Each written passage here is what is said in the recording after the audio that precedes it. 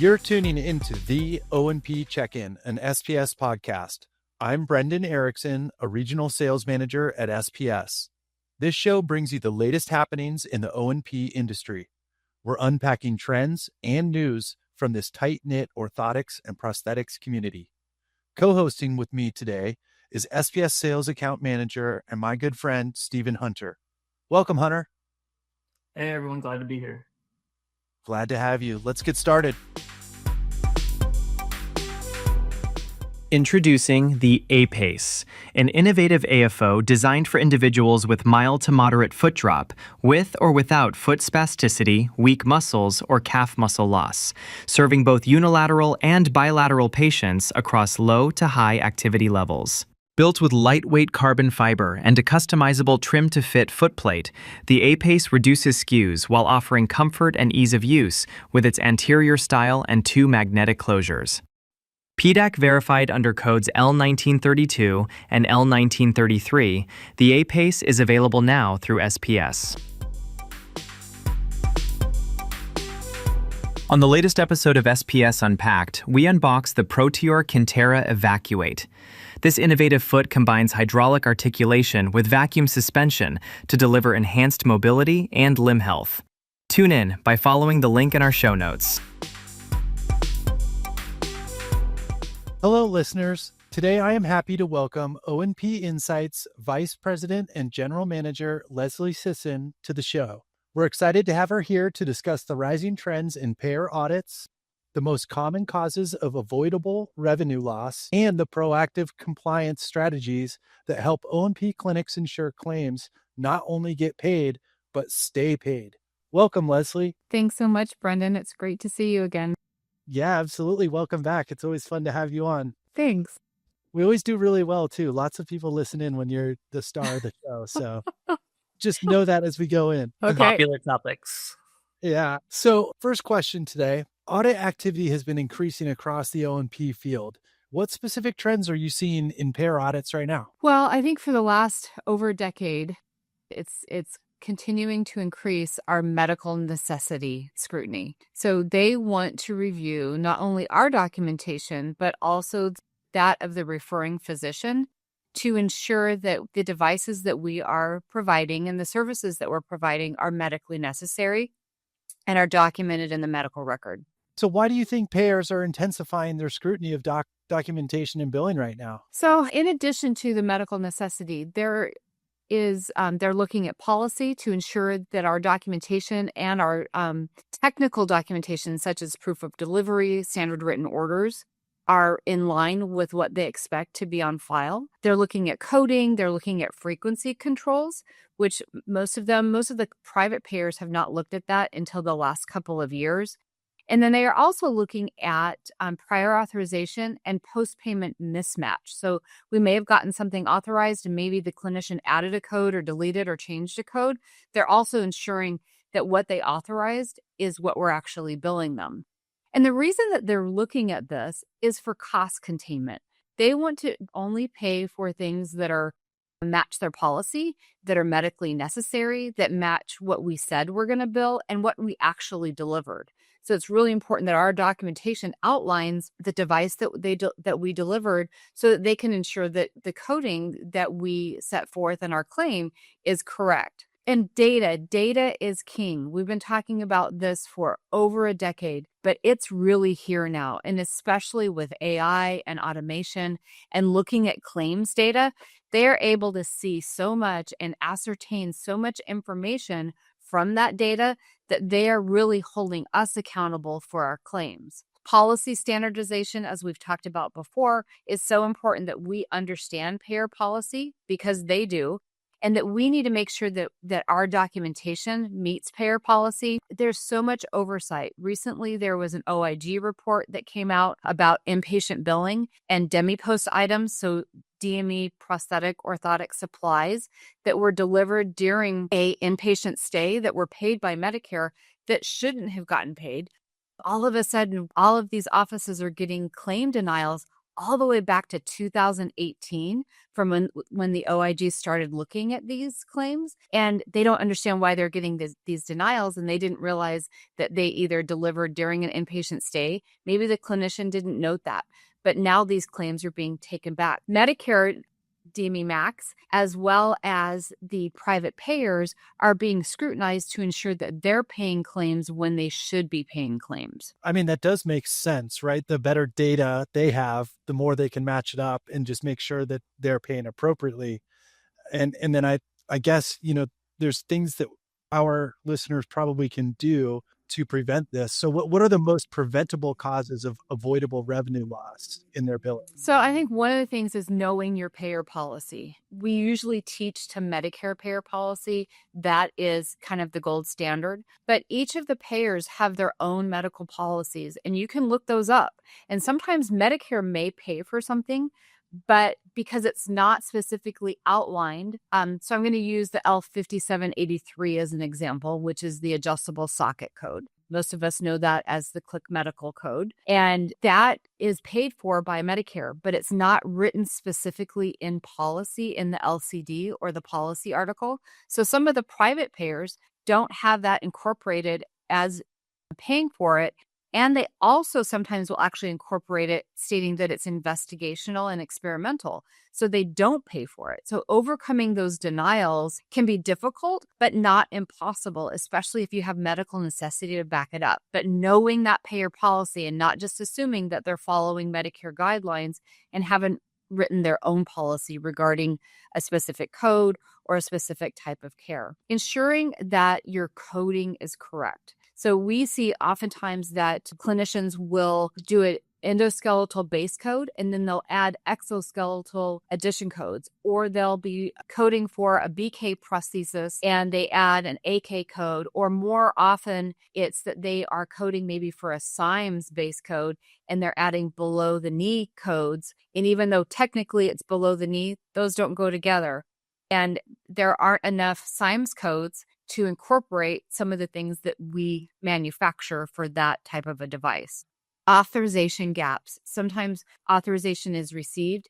Very important to read that authorization letter. Sometimes it's a denial letter and it looks exactly the same. It has a number on it, but it's actually a denial and not an authorization. And we have seen that multiple times. Sometimes we get authorizations as administrators, but the clinician during the course of treatment changes codes and they don't notify us, and we never got a new standard written order or new authorization.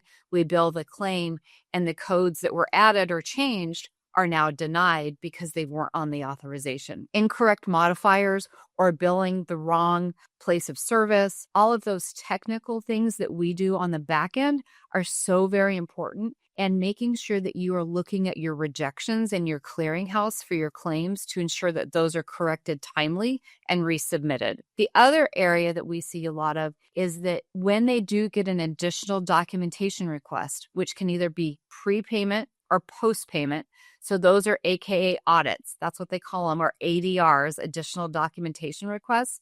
And basically it's saying, hey, you sent us a bill for this, show us the goods, show us what you did. We want to see the documentation clinically as well as technically. And I don't mean technically as in your technician making it. I kind of mean that, but I'll explain it in a minute. But also from an administrative technical side, do you have a standard written order? Do you have a proof of delivery? Are they valid? And what's unfortunate is you may have done the best job with this patient. You had an amazing outcome. You have great medical necessity, but your proof of delivery is invalid because you forgot to date it, or you had somebody else other than the patient sign it, but you didn't notate who that person was and their relationship to that patient. That is an unfortunate technical denial that is very, very difficult to overcome. And if you don't answer those ADRs correctly, thoroughly, and on time, that can also cause those claim denials and claim issues. Cool. So I know it's important to get ahead of things like this. So what does a truly proactive compliance program look like in an O&P clinic today? So it's actually having one. It's important. Not just so I'm not trying to be funny, but it's like, when I'm like, hey, how's your compliance? Or tell me about your compliance. And they say, yeah, it's great. And I said, okay, can I see it? Do you have it written down? If I was your employee, where would I go to find your compliance plan? So having one is really important. Having it written down, reviewing it every year, making sure that your employees know where to find it, making sure that you're doing training on it, and making sure that you have a team that works together and that you have a compliance culture. And it's just part of your DNA. It's part of what you do. It's not like, oh my gosh, Lesleigh from O&P Insight's going to be here. Let's gather all this stuff. It's really what you do. It's really part of what you do. You have role-based checklists. So whether you're the front desk person or mid-office, you're the clinician, you have your checklist that it's important that you document, that you follow that process. And then it just becomes part of what you do. It's behind the scenes, you know it. And you can also have embedded documentation prompts in your EHR and billing controls. I highly recommend that you have pre-bill controls, which means you're checking everything right before that's delivered so that you know once you deliver it, you get your proof of delivery, your biller knows that they can move ahead. And if you get an audit, you are ready to go, that you don't have to go back and make sure that you have certain things. Training cadence is also very important, at least annually, but we recommend quarterly that you have training modules that you are ensuring that all of your employees are going through to ensure that they understand what needs to be in the documentation. Internal audit. I recommend that it's not a true internal audit, but that you maybe have an outside agency like O&P Insight that comes in once a year and does a review of 3 to 5 charts per clinician and then gives you a scorecard and a summary and an action plan of areas that you need to improve on. Metrics and dashboards look at your data. If you know that something is falling through the cracks or something's getting denied, that you find out why and that you go back and you talk to the people that are contributing to that so that they know how their job affects getting paid for what you do. I'll give you a great example. When we bought our clinic about 10 years ago, a patient came in. I looked at their documentation. The clinician was delivering that day, and I said, hey, just want to let you know the patient's going to need to pay for that before they leave. They said, but they get these every year, and they've never had to pay for them before. And I said, and you've never been paid for these either. It has had to be written off the last 5 years that you've delivered these to this patient. Really important that everyone understands their role in ensuring compliance and reimbursement. Yeah, so having the compliance program is the starting point. But what, like during an audit, what differentiates a well-prepared clinic from someone who may have a compliance program but is not so well prepared? So a prepared clinic typically has standardized processes. They know every step of the way, and they work as a cross-functional team to ensure that all of the documentation, the workflow is not compromised, and that they're ensuring the best outcome for the patient clinically, as well as the best outcome for that claim to be reimbursed. Being prepared, talking about it, having that compliance plan. Some of the struggles that we see are that clinics rely on templated notes. So a documentation or evaluation note may look very, very similar or sometimes exactly the same from patient to patient and claim to claim. We've seen UPIC audits, which is the Unified Program Integrity Contractor for CMS, come back and say, hey, all of your documentation looks the same. A lot of the clinics now are using scribes or assistants to start documentation. They sit in on the visit and the clinician isn't going back to review that documentation, sometimes for weeks or months, or sometimes it's not even until they receive an audit and it looks like a non-qualified person saw that patient and that the clinician didn't look at that documentation or approve it prior to billing. That is another area that we have seen the UPIC really scrutinize, is ensuring that the correct personnel are seeing those patients and documenting that care. I agree that we need to have assistants, but they need to be an assistant and not making it look like they're the ones that started the evaluation or did the final delivery. Also, there's not a justification for all L codes, and we can't tie the codes back to the device and ensure that it's coded. They might just say that they provided an MPK, but they didn't tell us which one, so we can't tell if it was coded correctly because not all microprocessor knees are coded the same from PDAC. Yeah. So if, say, someone's got a compliance program, or maybe they don't, but where should practices start if they're only currently reacting to issues instead of preparing ahead of time? I would say build a minimum viable compliance program. And you can start with the OIG's 7 elements of a compliance program. Certainly, we can help as well. But just starting with the basics. Do you have fraud, waste, and abuse training? Do you understand HIPAA? And are you being trained on that? Are your forms correct? One of the areas that we've seen several times lately is that in the documentation and the forms that the patients sign is that the assignment of benefits is missing. And you must have that in order to bill the insurance company and receive payment. And you don't have authorization to bill the insurance company on the patient's behalf if you don't have that. So just knowing the basics, starting there. Implement checklists, intake, evaluation, delivery, billing.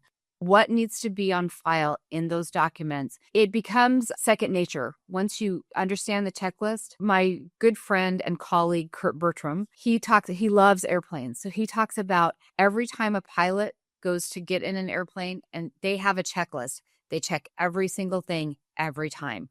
They don't go, oh yeah, I'm sure it's fine. They do it every time. I'm not saying that we're going to crash plane because one of our claims isn't wrong, but it's a bummer when it's a $75,000 claim and you missed one thing that's a fatal error on that claim. A pre-bill review and then scheduled monthly mini audits, just looking at 5 claims a month, 1 claim per clinician a month, looking at your big claims and looking at it very, very objectively. I started to work for a company a few years ago, and 15 years ago now, and they thought that they were doing everything correctly. And when I did their first audit, they had a rude awakening. And it's just they didn't know what they didn't know, and they didn't know that they didn't know it. So far, you've been talking about how to ensure you do get paid. The second part of your common phrase is get paid and stay paid. Can you talk a little bit about how people can make sure they stay paid once they are receiving funds? Absolutely. So typically what that means is that you get an audit or you get a claim denial for some reason, like the ones I just told you about that came out of that OIG report. They didn't notify you. They just denied your claims and then sent you an overpayment letter that says, hey, you need to pay us the money back for these claims. You need to be ready for those. Sometimes we may not know because maybe somebody didn't know that you weren't supposed to deliver in a hospital. However, we're seeing a lot of RAC audits starting again because there's a new RAC auditor. The target, probe, and educate audits, private payer audits are increasing, significantly increasing. So you need to be prepared with all of the documentation that you're supposed to have on file before you bill a claim. You want to look at that audit documentation and only provide what they're asking for. They don't need any documents that aren't on there, but you need to be sure that you're providing everything that they're asking for, that you do it timely. I recommend that you have a 2 to 3 person team that reviews the documentation because I might be looking for medical necessity because I'm a clinician, but my administrator or my biller might be looking for technical things like, is it signed and dated correctly? Is the medical justification prior to the date on the standard written order? So don't just rely on one person to review the documentation and then send it in. Ensuring that you're sending it to the right place, all of those things. One of the scrutinies that we've been seeing lately is they want to see custom fabrication. So if it's a custom fabricated device, whether it's a prosthesis or an orthosis, that we have documentation that we custom fabricated it. And it can't just say we custom fabricated it. They want to see a work order that shows what materials were used, that it was actually custom fabricated either in-house or by a central fabrication. So, and then making sure that you keep that letter that you received as well as all the documentation that you sent, because sometimes they miss something and they might say, hey, we're denying this because the proof of delivery was missing. But we can say, hey, it was in page 8 of the packet that we sent you. Can you review it again? Oftentimes we will have a rebuttal process before we actually have to appeal. So understanding every step and ensuring that you're following their steps for appeal if you need to appeal a claim denial after an audit. So out of all those steps and procedures that you've talked about in plans, what are kind of, I guess, the most often that get overlooked or maybe forgotten? I think the medical necessity is so very important from the doctor and from your own clinical notes, and ensuring that those tie together and it doesn't look like they're two different patients. And that if there is a discrepancy, that you are addressing this discrepancy. I can give you another great example, a K3 patient, and the doctor's, the bottom of the note, the beginning of the note said that they could not do any ADLs on their own. They couldn't go to the bathroom. And then the plan said that they were a K3 ambulator and could walk with variable cadence. And I said, what's the disconnect here? The clinician's notes didn't tell me that. But when I talked to the clinician, they said, oh, it's because they had an initial prosthesis that no longer fit because their residual limb had changed so much that they could not wear it. It would literally fall off. So they can't do these things. They could do all those things when it fit. And with the proper device, they can do them again at a K3 level. I said, you needed to explain that in your notes so that you can tie together why the doctor's note said this and you're recommending this at this functional level. So I think probably medical necessity is always, and justifying the treatment and why you needed that level of treatment and something else wouldn't work. And then, like I talked about, the technical denials, standard written order, ensuring that it's signed, that it's dated properly, that it's dated on or after the medical records that justify medical necessity, proof of delivery, ensuring that your proof of delivery is there and is valid, has everything that you need on it. I think those are probably the two biggest ones. Also, same and similar. We're seeing with orthoses, especially with Medicare, but also Medicare Advantage plans and now some commercial payers, that if they receive another orthosis that is same or similar within a 5-year period, that they are going to deny that second claim, stating that they had received a same or similar device within the last 5 years. Really important that if you are providing a same or similar device, you notate why. Was it lost, stolen, irreparably damaged by an event, not just wear and tear? Or did they have a change in condition? So maybe they had an ankle fracture 2 years ago and got a walking boot, but now they have had a stroke and they need an AFO for that side. That's a change in condition, completely separate condition, and you can document that. It needs to be documented in the doctor's notes as well as your notes. And you need to acknowledge, but checking that same and similar, Medicare, you can do that with, and you can check to see if they have had any other services within that 5-year period before delivering that service. Gotcha. And you've talked a ton about medical necessity. I mean, there's so much importance on that. What is a specific thing a clinician can do to just improve their evaluation notes on medical necessity? So our clinicians can really develop great medical necessity. One, by interviewing the patient. Why are they there? I get it. They need a prosthesis. They need an AFO. But tell me about your daily life. What do you do? How are you involved in your community? Are you a caregiver for someone? What is it about their lifestyle that needs this device, this service that you're providing? And then at what level, especially for prosthetics? But even if you need to do a custom AFO rather than an off-the-shelf AFO, what is it about that patient? So getting really good patient interview skills and documenting that information, looking at the medical record from the physician, and then making an assessment with all of that information, why you're choosing the treatment plan that you're choosing, and then write your plan out that you need to, what you need for that patient and why, and document it like you're telling somebody that doesn't know anything about O&P why that patient needs the services that you're going to be providing. So you also mentioned how you may get audit requests from time to time. Why is it so essential? And I've heard you say this many times before. It is absolutely essential that you respond to every audit request. Yeah. So if you don't respond, that's going to put you up on their radar. Hey, they're not responding, and what I see is from the CERT reports and things like that, it looks like the DME companies that provide O&P, typically it's O, actually, not P, that they provide, they're doing a lot of mail outs. And, they're willing to take the risk that maybe some of theirs are going to get taken back. I don't know that for sure. I'm just guessing, because as I look at the non-response rate, it is typically for spinal and knee braces. It's not for prosthetics. Prosthetic audits are getting responded to. My guess is custom orthotics or traditional O&P, they're getting responded to.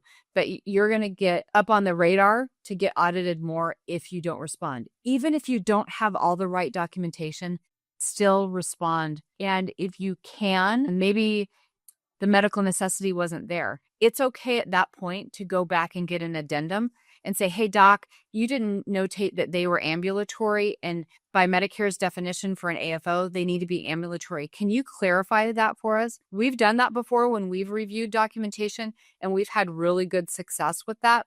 There are things that you cannot go back and fix, though, and those are a standard written order or a proof of delivery. You can't do an addendum or necessarily get a new one at that point. You're kind of stuck with those. That's why I talk about technical denials a lot. But ensuring that you respond, definitely. You respond timely. You respond with everything that they asked for, but nothing more. Sometimes it will confuse them if you're adding every single document that you might have in your system and you're just printing everything, because they don't necessarily need your internal documents or L code justifications that are not specifically tied to that patient. You might have some just rote ones in your system, but if it's not specific for that patient, don't include those. So on those, a little off script, but on those ones that you can't go back and get an addendum, or it's like a technical denial, I think you said, how do you respond to those when it sounds like you don't have a response that you could change the outcome? Just send it in. I mean, just send it in. If they deny it, then you can say, we did see the patient on this day. They forgot to date the proof of delivery, or we forgot to date it, because the patient doesn't have to date those anymore. There just has to be a date on the proof of delivery, which should match your claim. But we can still, I've won those on appeal before, where I can prove, the clinician saw them on this date. Here's our appointment schedule for this date. And it was just a clerical error. And we have won those on appeal before. Cool. So going back to, somebody that may ignore an ADR for whatever reason, maybe they're expecting a denial. I don't know. Can you define the risks that they face? I know you mentioned now you're on your radar for future, but can they be penalized for not responding on something like on that specific micro? And then more on the macro, now they're on the radar and it's going to happen more? Sure. Yeah. So the micro is that claim will be denied. No matter what. You can still appeal it, but that claim, if you don't answer that claim either will not get paid if it's a prepayment audit. So they'll eventually deny it. Or if it's a post-payment audit and you got the ADR, they'll deny that claim, and then they will ask for that money back. Then you can appeal it. If you have everything, you can send in that documentation. Be sure that you appeal it in a timely manner, in the way that payer requires. So, yep, you can definitely appeal it, but the risk is that claim will get denied. In the event maybe that it's a larger type of an audit, maybe an OIG audit or a Department of Justice audit, and say that they look at 100 claims and they find that 70% of those claims they should not have paid you on.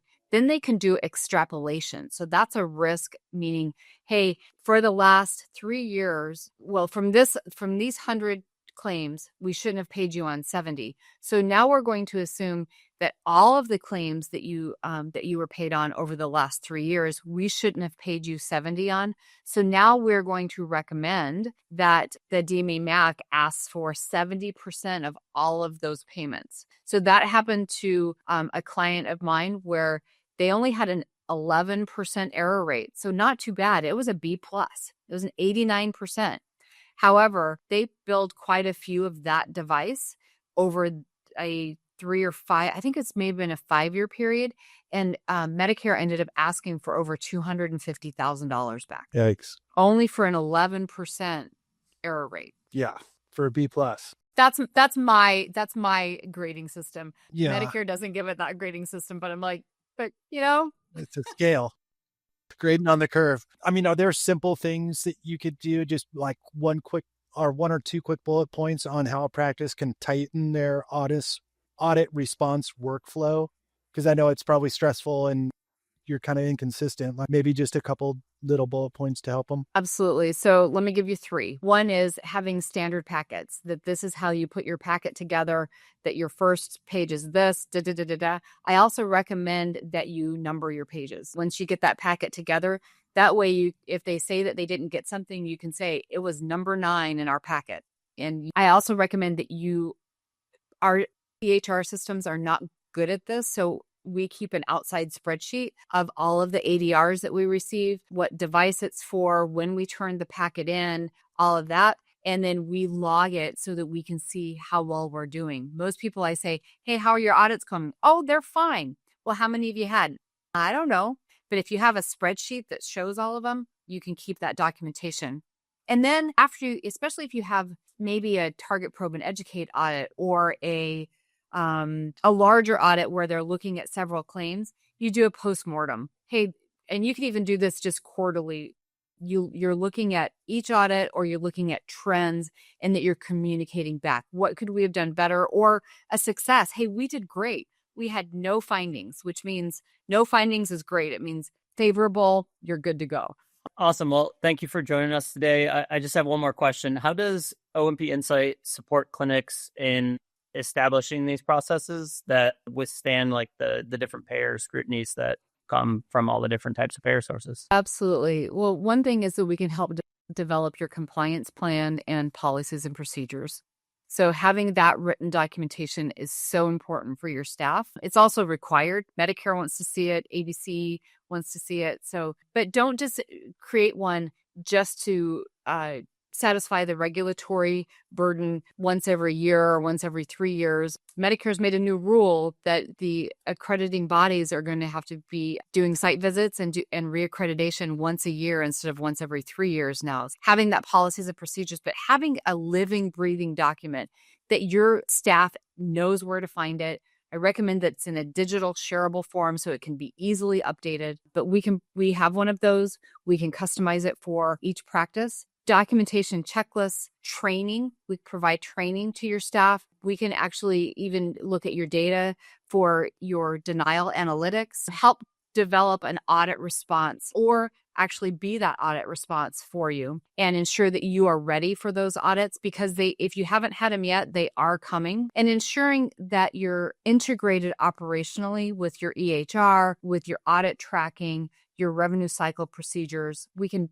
either take over some of those items for you, or we can train your staff to do those. Lesleigh, thank you so much. This was such a wonderful time spent with you. And I think we can say we are all now smarter for having listened to you. And we're also pointed in the right direction to receive help when we need it. So I'd encourage people, if something tickled your fancy here, please reach out to Lesleigh and her team, because not only can they expand on these ideas, but they can actually help you as a third-party solution. So again, thank you so much, Lesleigh. Thanks, Brendan. I appreciate it. It's always great to see you guys. I appreciate the opportunity. Yeah, thank you again, Lesleigh. And to learn more about O&P Insight, follow the link in our show notes, or just give me Lesleigh, Brendan, anyone else to call. Perfect. Thank you. Thank you for listening to the O&P Check-In, an SPS podcast. We've loved bringing you insights, conversations, and industry updates throughout the series, and we're grateful for everyone who tuned in along the way. Since this is our final episode, we encourage you to revisit past shows, share them with colleagues, and keep the discussions going in your own practices. From all of us at SPS, thank you for being part of this journey and for continuing to advance the O&P field. As always, you can reach out to me or my team whenever you need assistance, or if you just want to chat. Until then, thank you for all of your support.